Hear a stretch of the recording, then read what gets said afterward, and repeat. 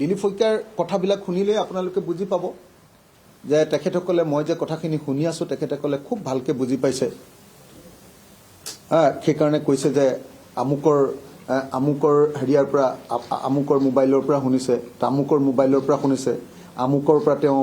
মানে আপোনাৰ আমুকৰ তাত বহি আছিলে এইবিলাক কথা কৈ আছে তেওঁ মই দেখিছো এতিয়া তেওঁ কৈ আছে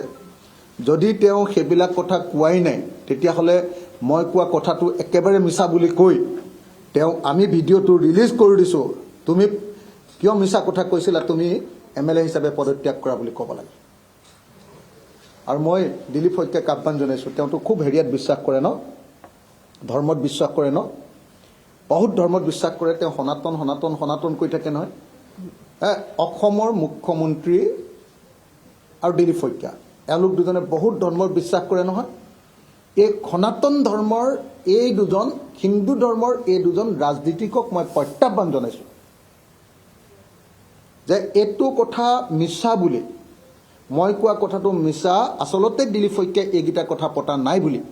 মোৰ লগত দিলীপ শইকীয়া আৰু হিমন্ত বিশ্ব শৰ্মাই মা কামাখ্যাৰ মন্দিৰলৈ আহক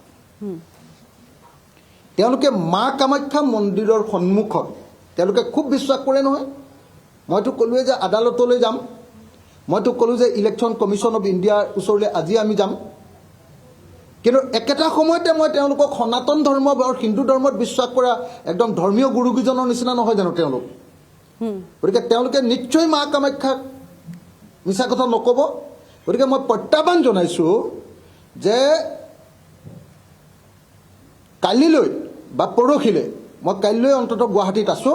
গতিকে দিলীপ শইকীয়াই হওক বা অসমৰ মুখ্যমন্ত্ৰীয়ে হওক মোৰ লগত মা কামাখ্যাৰ মন্দিৰলৈ আহক ময়ো শপত খাম আৰু তেওঁলোকেও শপত খাব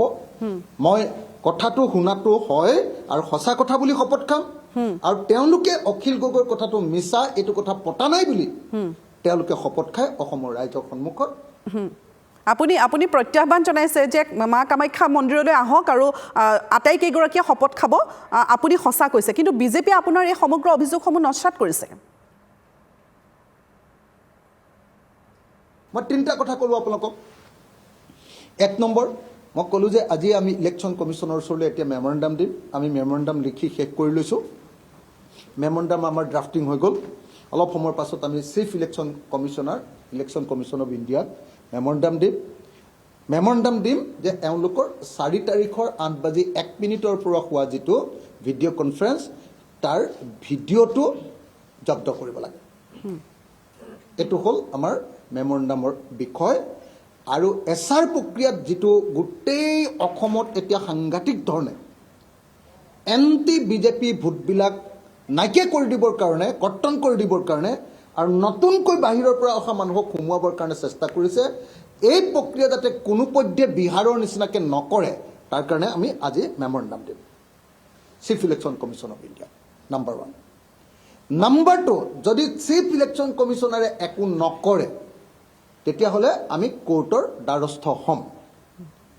আমি আদালতৰ দ্বাৰস্থ হ'ম 3 নম্বৰ মই প্ৰত্যাহ্বান জনাইছোঁ যে যদিহে অসমৰ মুখ্যমন্ত্ৰী আৰু বিজেপিৰ সভাপতি দিলীপ শইকীয়াই মই মিছা কথা কৈছোঁ বুলি প্ৰমাণ কৰিব পাৰে তেওঁলোকৰ ভিডিঅ'টো ৰিলিজ কৰি তেতিয়াহ'লে মই লগে লগে আজি ৰিলিজ কৰি আজি প্ৰমাণ কৰি দিলেই গোটেই ভিডিঅ'টো সেই সময়খিনিৰ মই আজিয়ে এমএলএ হিচাপে পদত্যাগ কৰিম আৰু আজিৰ পৰা এফিডেভিট দি